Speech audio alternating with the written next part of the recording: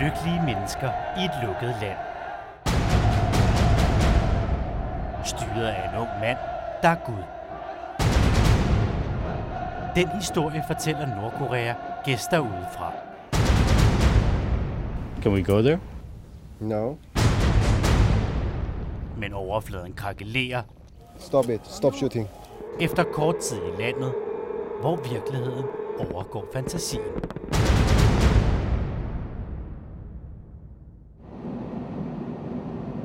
Jeg er på vej til Pyongyang, hovedstaden i et af verdens værste diktaturer. Jeg håber at se bare et glimt af livet i landet, men jeg er godt klar over, at det bliver svært. Ved ankomsten bliver vores mobiltelefoner og computere tjekket grundigt. Den splinter nye lufthavn giver indtryk af et moderne land. Knap så moderne ser Pyongyang ud, mens vi kører igennem byen. Men det er begrænset, hvor meget vi når at se, inden vi ankommer til hotellet. Det 47 etager høje Yanggakdo Hotel minder mig om en gammel James Bond-film. Det er så om tiden er gået i stå her på hotellet. Hvis nogen skulle få lyst til at forlade hotellet, så er det altså ikke bare noget, man lige gør. Fordi hotellet ligger på en ø i floden, der gennemskærer Pyongyang. Så man kan altså ikke bare gå ud i gaderne og se, hvordan der i virkeligheden ser ud, uden at man har vores værter med os. Jeg har fået visum for at dække en militærparade i anledningen af 70-året for Kommunistpartiet. Kim Jong-il is our son and our God. Joe fra det nordkoreanske udenrigsministerium er min guide.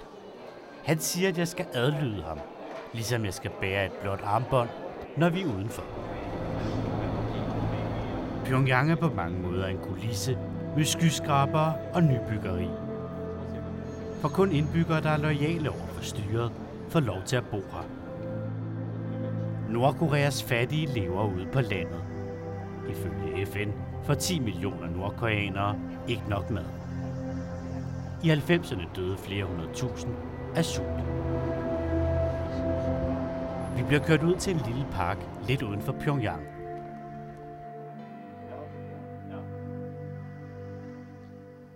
Faktisk har man lavet miniatyrudgaver af alle de store monumenter her i landet i den her park. Jeg får lov til at interviewe Fang fra Udenrigsministeriet. Et interview, der senere skal give mig store problemer. Fang starter med at sige, at alle nordkoreanere er lykkelige. Look in their face, the young lady over there, doesn't she look happy? If she was not happy, then she'd be in tears. She'd be crying, and there are no unemployed people here. But a lot of people in this country, you must even admit this, don't get enough food.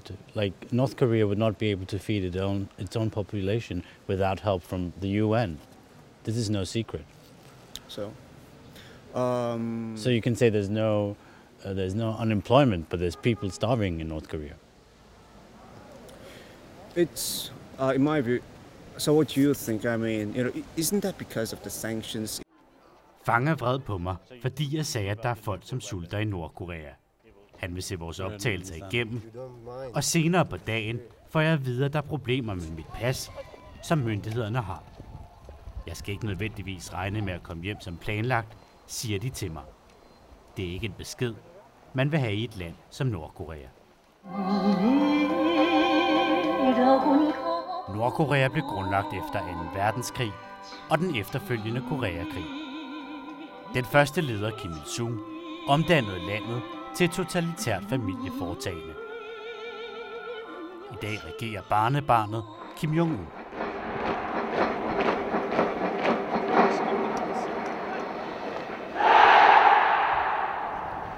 Og det er netop verdens yngste indehaver af en atombombe, de venter på.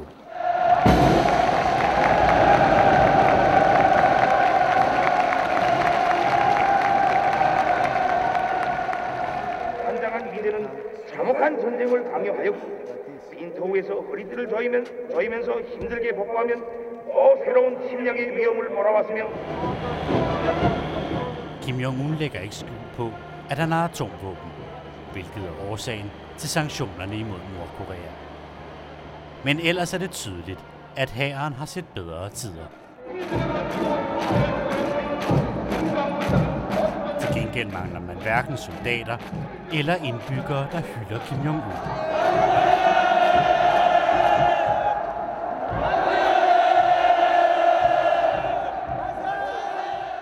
Jeg har det som, jeg er midt i optagelserne til en film om en stor sekt. Men forestillingen slutter aldrig. Det her er virkelighed.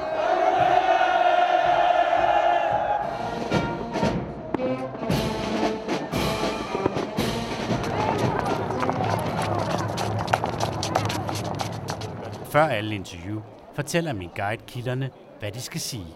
원수님을 받들어서 우리 위대한 수령님과 장군님을 모신 것처럼 우리 어머니 당을 위해서 더 많은 일을 하겠다는 그런 결의를 다시 한번 굳게 가지게 되었습니다. Mens mørket falder på, bliver Kim Jong-un hyldet endnu en gang. Deltagerne i paraden har brugt 3 måneder på at forberede sig, får jeg at vide.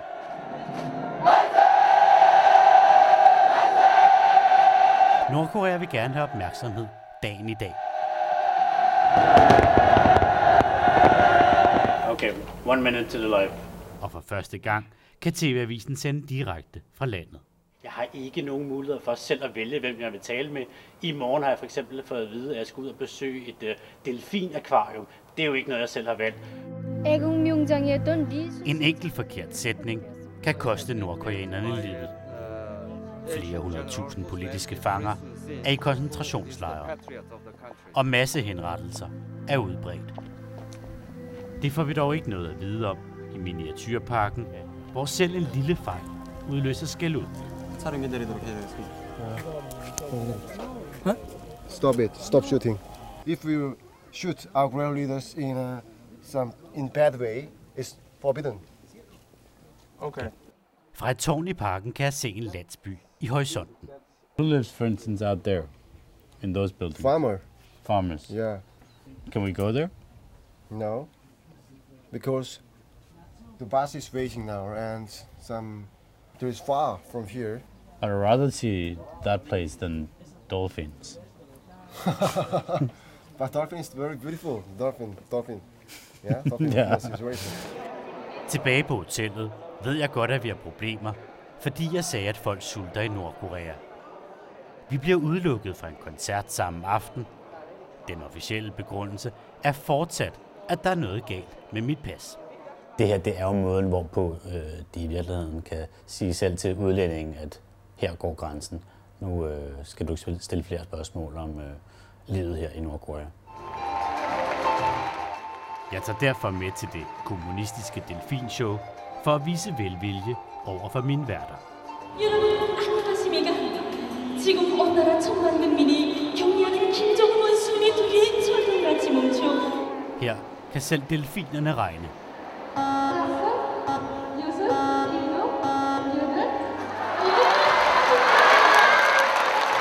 Efter sigende skulle Kim Jong-un være delfinfan, og derfor har han postet millioner ind i byggeriet.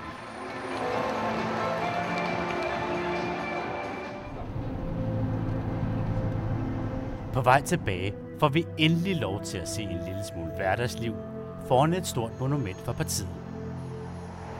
Men vi må ikke tale med forbipasserende eller krydse gaden. Og vi må kun være her i 15 minutter. Det er endnu ikke afklaret, om jeg får lov til at rejse hjem næste dag. Men til min store overraskelse får vi lov til at gå på restaurant sammen med vores kollegaer fra Norsk TV og guiderne.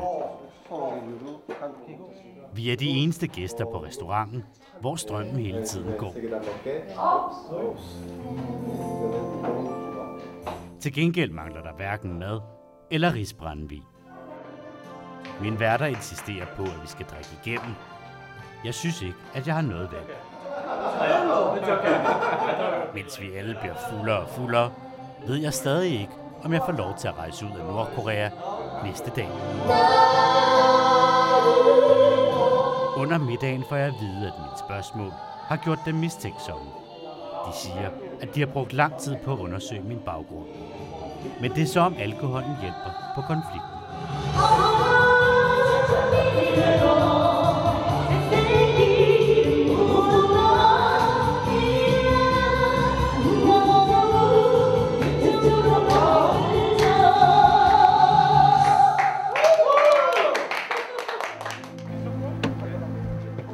Næste morgen er min guider væsentligt mildere stemt efter aftenens fest. Jeg får at vide, at der ikke længere er problemer med mit pas. Styret vil altså nu tillade, at jeg forlader landet. Vi kører for sidste gang igennem Pyongyang ud til lufthavnen. Herude får jeg endelig mit pas udleveret og min frihed tilbage. Det samme kan man ikke sige om 25 millioner nordkoreanere.